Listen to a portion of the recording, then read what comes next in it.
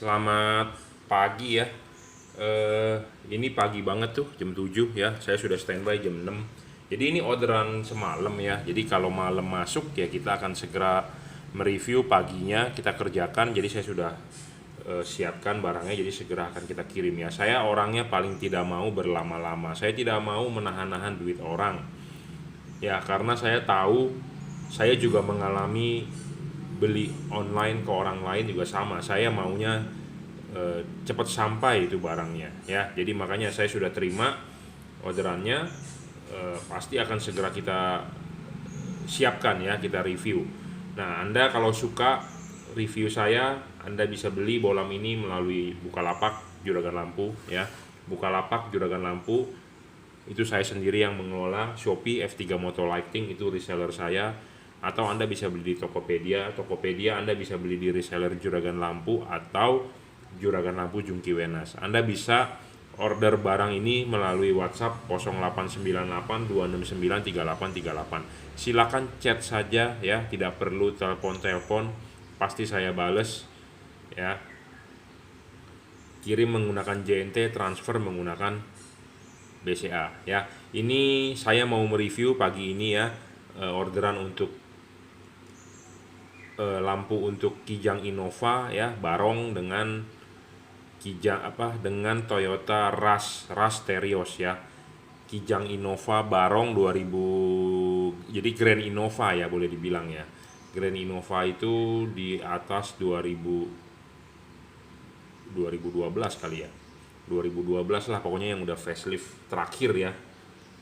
Facelift terakhir sebelum keluar Innova Reborn. Jadi tipe lampunya adalah H4 ya. Selalu syarat yang saya bilang bolam bagus itu, satu, watt dan luxnya harus gede dan sesuai dengan yang apa dia bilang ya.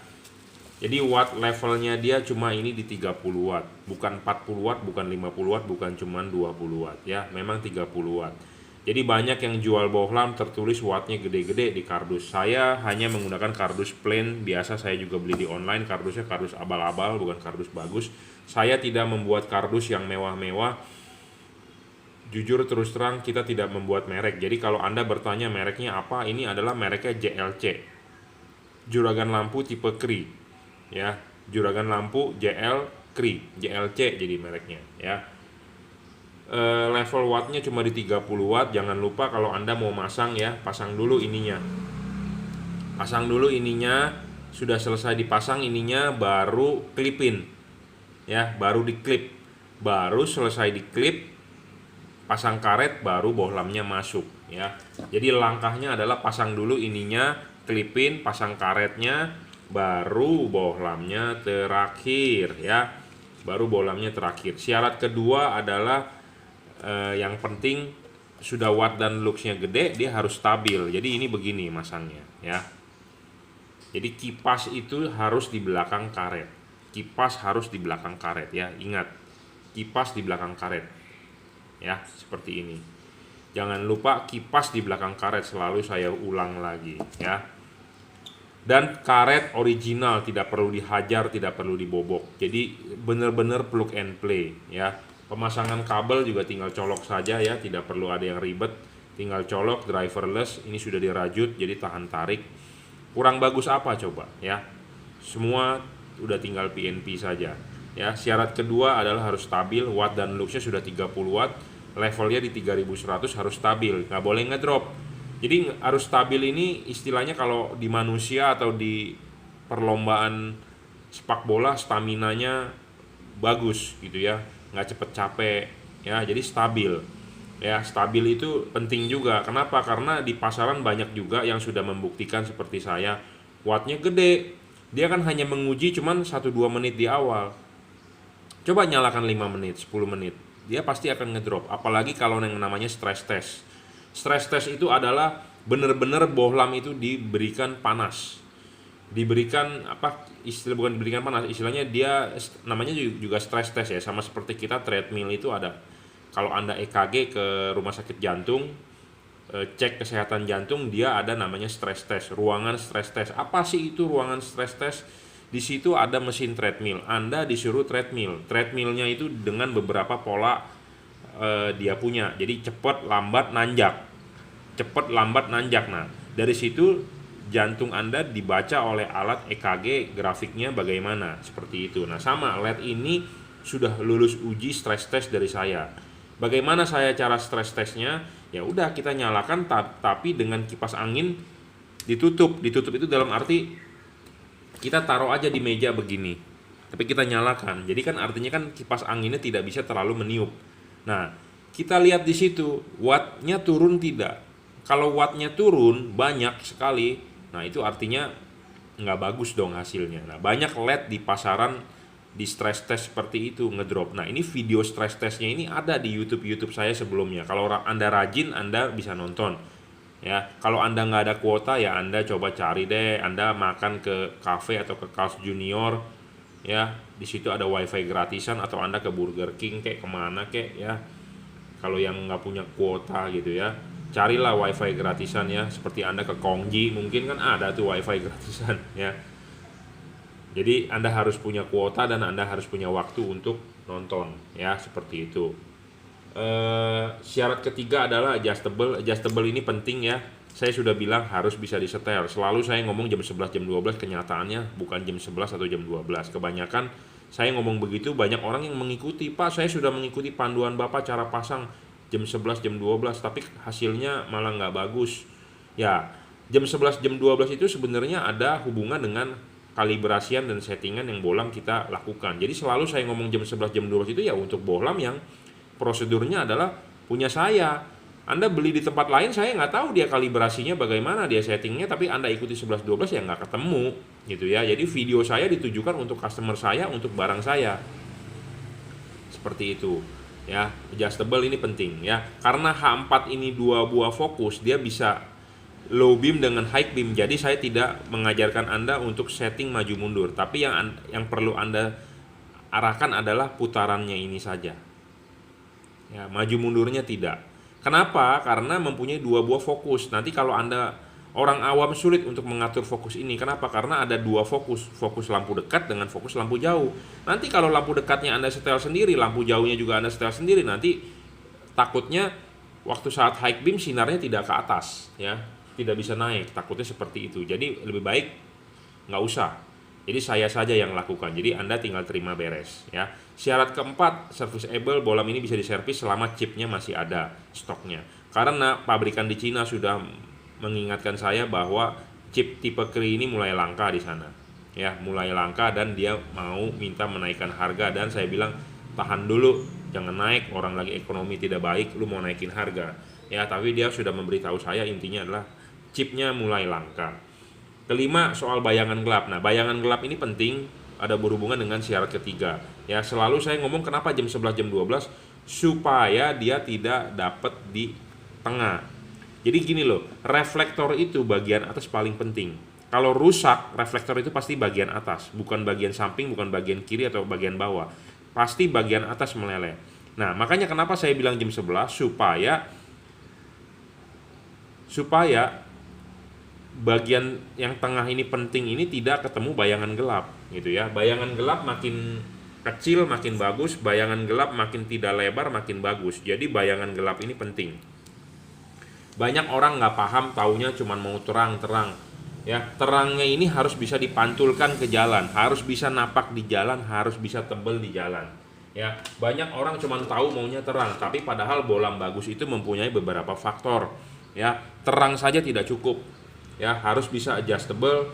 Bayangan gelap harus kecil. Nah, bayangan gelap LED ini kecil ya, tidak gede ya. Saya ngomong apa adanya, to the point tuh, Anda lihat. Bayangan gelapnya kecil dan tidak gede. Makin gede makin jelek. Ya. Tidak gede. Makin gede makin jelek, makin gelap makin jelek. Jadi bayangan gelap ini istilahnya sudah sesuai. Kenapa dia bisa sudah oke? Karena chipnya ini nongol, ada lensa. Jadi lensa itu membantu pembiasan ya. Sedangkan kalau chip-chip lain lensanya itu ceper, pipi. Nah, itu kalau tertutup oleh batang ini ya sudah wassalam. Tapi memang ini bohlam masih bisa dimaksimalkan ya dengan membuang hidungnya ini. Ya. LED seperti ini saya sudah gembar-gembor sudah 1 tahun yang lalu ya dengan membuang. Nah sekarang diikuti oleh Philips. Jadi apa yang saya review itu sebenarnya ditonton oleh luar negeri ya, karena di YouTube saya ini kalau anda punya YouTube page ya seperti saya YouTube channel, pastikan Anda bisa lihat tuh analitiknya dari negara mana ya yang banyak melihat. Pabrikan dari Cungko sendiri melihat loh. Cuma saya nggak tahu dia ngerti nggak bahasa saya. Karena saya berbicara kan bahasa Indonesia, mungkin bisa ada terjemahan captionnya ke bahasa Mandarin mungkin kali ya. Saya juga nggak tahu karena teknologinya YouTube ya. Kadang-kadang di bawah suka ada teks bahasa Indonesia, yaitu teknologi YouTube, bukan saya yang bikin ya. Kadang-kadang orang Malaysia saya akui jempol, banyak sekali yang nonton video saya dibandingkan orang Indonesia ya. Dan banyak juga yang WhatsApp ke saya orang Malaysia bagaimana cara belinya. Saya bisa kirim ke Malaysia ya pakai EMS ya, kantor pos. Cuma ya itu ongkirnya lumayan 350.000 sampai 400.000 ya. Kita akan declare value-nya rendah karena ada hubungan juga nanti kan dengan bea cukai sana, pajak ya, dan insurance. Insurance-nya ini kalau nggak salah 0,5% atau 1% dari harga barang gitu ya. Jadi saya bisa kirim ke Malaysia, ke Kuala Lumpur, ke Penang, ke Johor, kemana bisa intinya. Beberapa kali juga kita kirim tapi kita tidak review. Intinya adalah saya pernah beberapa kali kirim ke Malaysia ya. Soal bayangan gelap sudah, soal tidak storing, iya tidak storing. Saya jamin LED ini tidak storing bro ya, jadi tidak mengganggu komponen elektronik di mobil Anda dan tidak mengganggu radio mobil Anda ya. Jadi tetap suara radio Anda akan jernih ya. Nah, syarat ketiga adalah adjustable dan syarat kelima adalah soal bayangan gelap. Nah, apa sih itu artinya? Nah, ini misalnya kalau Anda pasang di reflektor ya, Anda kan pasang ininya dulu nih. Ya, pasang ininya dulu, klipin. Selesai ya. Nah, mestinya pasang karet dulu kalau di mobil. Jangan lupa pasang karet dulu baru pasang bohlamnya ya. Nah, ini bohlam dipasang ya. Kenapa selalu saya bilang harus arahkan jam 11 jam 12? Ya, jangan di arah jam 12 begini karena kalau begini ya reflektor bagian atas ini bagian yang penting. Nah, bagian yang penting ini kalau ketemu dengan ini rugi karena tidak bisa padat outputnya. Nah, kita harus mutar dia gini ke sini. Jadi supaya bayangan gelapnya itu dapatnya di pinggir. Walaupun ini bohlam sudah bayangan gelapnya kecil dan tidak terlalu lebar, tapi ada baiknya dia dibuang ke kiri. Ya, buang ke kiri. Nah, Anda bisa lihat bayangan gelap ini kecil sekali dan hampir tidak kelihatan ya. Misalnya kalau LED yang jelek itu bayangan gelapnya kelihatan hitam ya. Di atas tidak terlalu kelihatan hitam kan tuh, samar-samar. Ya, samar-samar ya, samar-samar. Kalau yang bohlamnya parah bayangan hitamnya gede banget ya. Tadi bayangan hitam adalah ada segitiga di sini. Sebenarnya ya bagus di pinggir, jangan di tengah dong. Kalau di tengah rugi karena bagian paling penting reflektor untuk memantulkan sinar ke jalan itu adalah di bagian sini. Kalau meleleh pasti bagian sini, bukan bagian sini, tapi bagian ini ya. Buat Anda yang punya lampu pakai watt gede, pakai HID, kalau meleleh pasti bagian atas ya, seperti itu. Jadi bukan bagian samping. Nah, makanya kenapa kita harus buang ini ke kiri. Nah, ke kiri ini tetapi kita harus ada patokan payungnya. Payungnya ini harus tetap horizontal, agak horizontal atau agak miring sedikit untuk membentuk cut off. Makanya barang sebelum dikirim kita kalibrasi dulu. Apa sih yang dikalibrasi? Banyak orang yang bertanya, Pak, kalibrasi diapain sih? Pak, kalibrasi diapain sih? Intinya begini, kalau Anda pembeli ya, Anda pemakai, Anda nggak usah pusing soal kalibrasi. Itu urusan saya. Jadi barang sampai Anda tinggal pasang. Anda nggak bisa pasang atau Anda butuh panduan, silakan WhatsApp saya 0898 269 3838. Ya, tidak usah terlalu kepo mau tahu caranya bagaimana, itu adalah urusan saya. Ya, kebanyakan yang bertanya cara kalibrasinya bagaimana adalah itu pedagang biasanya, bukan pembeli. Kalau pembeli pasti maunya terima beres. Ya, jadi saya tidak bisa terlalu buka bagaimana caranya. Intinya adalah ini kita buang supaya outputnya lebih keluar.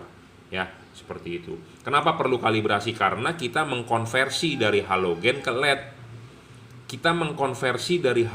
LED. Jadi reflektor mobil Anda itu halogen. Kita pasangkan ke LED ya tentu harus bisa disetting. Karena kenapa? Kita mengkonversi dari halogen ke LED, karena LED-nya kan macam-macam ya, belum tentu cocok ke reflektor mobilnya, makanya perlu di setting seperti itu. Ada yang nggak percaya saya tidak saya kalibrasi atau tidak. Gampang sekali bro, kalibrasi ini mah kita bukannya nggak mau kasih tahu, ini kan kita bisa buka nih payungnya kita bisa buka ya, kita bisa kalibrasi ya. Jadi makanya Anda kalau beli LED beli yang berupa payung ini sama seperti halogen. Anda lihat halogen Anda deh, cut off-nya supaya bagus Anda mesti beli yang ada payungnya ini kalau bisa dilepas, kita bisa kalibrasi, kita bisa gerus, kita bisa gerinda ya. Kebanyakan LED di luaran payungnya itu menyatu dengan body. Nah yang begitu-begituan ribet untuk dikalibrasi. Kenapa? Karena kalau untuk kalibrasi kan kita harus menggerinda. Nah menggerinda itu kan lebih baik dilepas. Kalau tidak, kalau gerinda Anda melejit, merusaklah chip LED-nya. Seperti itu. Makanya kenapa saya bilang bohlam ini bagus sekali dan enak sekali untuk dikalibrasi, yaitu yang seperti saya bilang. Jadi ini bisa dilepas payungnya. Jadi kita bisa kerjakan di luar ya. Nah saya stok payung ini banyak ya, untuk mobil apapun kita sudah tahu patokannya. Jadi kalau kayak mobil-mobil kacang goreng, mobil sejuta umat seperti Avanza, seperti Innova, seperti Expander, seperti Mobilio, kita sudah ready, saya sudah tahu. Tapi kadang-kadang mobilnya agak jarang, tapi saya harus tahu patokannya. Contohnya mobil yang agak jarang yang pernah saya kalibrasi adalah seperti Mitsubishi Triton, Toyota Hilux. Ya, Hilux sendiri ada dua tipe, Hilux lama dengan Hilux baru. Nah, kita sudah punya patokannya. Seperti mobil yang jarang-jarang lah, Chevrolet yang menggunakan H4. Nah, dari situ kita belajar. Nah, memang saya kalibrasinya agak lama ya. Karena kita penting, bro. Setiap lampu itu mempunyai sudut ini nih. Ya, mobil itu mempunyai sudut bukaan. Sudut bukaan ini kita sudah tahu berapa derajat ya. Nah, berapa derajat itu penting karena itu jadi segini ke atas itu untuk reflektor low beam. Yang segini ke bawah itu untuk bagian high beam. Nah, kita harus mempelajari tiap-tiap mobil. Nah, kebanyakan kan mobil di Indonesia kan yang beli juga mobil sejuta umat seperti Avanza, Innova ya, kita sudah punya patokannya ya. Dan saya ngomong apa adanya, kadang-kadang mobil bentuk lampunya berbeda tapi bentuk mangkoknya sama. Contohnya misalnya Mobilio dengan Freed ya, Mirage dengan Alia, Calia ya. Patternnya sama, cuma bentuk headlampnya berbeda karena kan nggak mungkin sama dong tiap merek. Tapi istilahnya adalah mangkoknya itu sama ya, mangkoknya sama. Anda pelajari deh sudut bukaannya, garis yang tadi saya bilang untuk bagian low beamnya dan high beamnya seperti itu ya. Jadi ini untuk Innova Barong saya sudah review. Nanti abis ini sebelum kita bungkus kita akan kalibrasi lagi ya. Kalibrasi itu kita mengukur tinggi rendahnya. Kalau terlalu tinggi ya akan kita gerus ya. 5500 Kelvin dari testimoni sih tembus hujan ya. Nah tergantung juga hujannya, tergantung juga kaca mobil Anda, tergantung juga mata Anda, kesehatan mata ya. Kesehatan mata juga penting. Ada 3 hal yang selalu saya ngomong. Cek gula darah Anda jangan terlalu tinggi. Kedua adalah apakah ada katarak ya. Kalau belum parah bisa ditetes pakai obat. Ketiga adalah cek tekanan bola mata jangan terlalu tinggi ya, karena hal-hal itu bisa merusak syaraf mata yang mengurangi pandangan penglihatan Anda pada saat malam hari. Kalau faktor dari kaca mobil, kaca film ya, banyak sekali yang WhatsApp saya, Pak, habis saya pasang kaca film 60%. Pak, bisa lebih terang nggak pakai LED Bapak? Ya tentu bisa lebih terang, karena patokannya begini, halogen ya, kita ukur di alat ukur saya. Ini 55 wattnya diukur dengan luxmeter yang ada di depan Anda ini itu 1000, jaraknya segini 1000. Sedangkan LED ini 3100, jadi bisa 3 kali lebih terang dari halogen. Jadi intinya pertanyaannya, Pak, bisa lebih terang nggak? Ya tentu lebih terang 3 kali. Ya, tapi cukup atau tidaknya saya tidak tahu. Kenapa? Karena Anda memakai kaca film 60%-nya tujuannya untuk apa? Ternyata ditanya sekarang adalah untuk menghindari e-tilang. Ya, supaya kamera e-tilang itu tidak bisa melihat Anda di dalam. Anda tidak pakai sabuk, atau Anda bawa istri tetangga, atau Anda bawa mahasiswi kampus mungkin ya, dengan berbagai macam alasan ya, saya juga tidak bisa melarang. Tapi intinya banyak yang mencari seperti itu. Pak, 60% bisa lebih terang nggak? Ya tentu lebih terang, karena ini lebih terang 3 kali dari lampu halogen mobil Anda ya, seperti itu. Oke, saya rasa cukup reviewnya untuk Kijang Innova Barong 2015-2013 ya. Nanti segera akan kita kirim, sebelum dikirim kita kalibrasi ulang ya. Wis, syarat LED bagus sudah kita jabarkan ya. Kalau Anda setuju dengan saya silakan order. Kalau Anda kurang setuju dengan syarat saya, mungkin masih banyak pedagang lain yang cocok dengan Anda. Ya, intinya saya emang ngomong to the point apa adanya.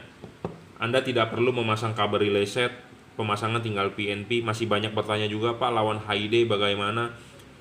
HID pemasangan ribet bro, saya ngomong apa adanya ya. Anda harus pasang kabel set, pasang kabel relay set yang kabelnya menjelimet di mobil Anda, bagi orang awam tidak bisa, susah. Sedangkan ini pasang tinggal colok saja ke soket asli bawaan mobil ya. Jadi pemasangan lebih PNP LED satu. Kedua, kalau Anda pakai HID ya, nyalanya lambat ya, tidak langsung nyala. Sedangkan kalau ini instan ya, tidak pakai jeda, tidak pakai delay, langsung nyala ya. Dan menurut percobaan saya, HID dengan LED ini lebih terang. Dia bisa mencapai 3100 lux. HID setara 50 watt itu masih 2000-an luxnya. Masih 1800 sampai 2000. Jadi kalau ditanya terang, tentu zaman sekarang 2021 sudah lebih terang LED. Cuma LED-nya juga jangan LED yang abal-abal. Anda nanti bandinginnya dengan LED yang 200.000, tidak bisa ya. Jadi terangnya suatu LED itu diukur menggunakan wattmeter dan luxmeter ya. Wattnya berapa, luxnya berapa, kita harus tahu, datanya ada ya. Nggak bisa juga LED yang semua digeneralisir LED lebih terang dari HID, nggak bisa, karena kita harus tahu levelnya dia, watt dan luxnya berapa ya. Watt dan luxnya, lux itu LUX. Kenapa saya tidak menggunakan satuannya lumen? Karena alat ukurnya ya luxmeter gitu loh ya, luxmeter. Kenapa saya tidak menggunakan lumen? Karena alat lumen ini agak ribet, harus ada sphere. Saya juga lagi rencana mau beli bro ya, mau beli. Makanya Anda nontonlah YouTube saya supaya saya dapat AdSense dari YouTube saya, dan moga-moga saya kebeli. Alatnya 15 juta bro ya, untuk lumens meter. Nah, mestinya yang beli adalah bukan si Jungki Wenas, mestinya yang beli adalah Philips Indonesia mestinya, atau Osram Indonesia, atau Pro 7 ya, pemegang merek yang besar-besar. Kalau saya mah cuman ya nggak ada sebutiran pasir ya, dibandingkan Philips, Osram ya, Autovision atau apa, itu saya tidak ada apa-apanya. Karena saya cuma hobi ya. Mereka punya PT loh, pakai PT, mestinya mereka yang punya, bukannya orang nge-push ke saya, bro tolong ukurin dong. Mestinya Anda ke Autovision, mestinya Anda ke Philips Indonesia, atau Anda ke Osram Indonesia. Mereka yang mempunyai alat ya, pembuktian, karena mereka pemegang merek besar dengan nama PT. Sedangkan saya si Jungki Wenas bukan PT. Saya mau bikin PT juragan lampu Jungki Wenas, mau bro, tapi duitnya nggak ada. Dan persyaratannya berat kan, izin-izin, SIUP, TDP, NPWP, domisili lah, inilah, mesti akte notaris, mesti ini, mesti itu. Intinya jelimet gitu ya. Kita cuma hobi kok ya, UMKM kecil, nggak ada sebutiran pasir dibandingkan pemegang merek yang besar-besar ya. Oke, tapi kita mereview apa adanya, to the point. Yang jelek saya bilang jelek, bagus saya bilang bagus ya. Oke, cukup untuk Innova Barong. Satu lagi kita review untuk Toyota Rush Terios.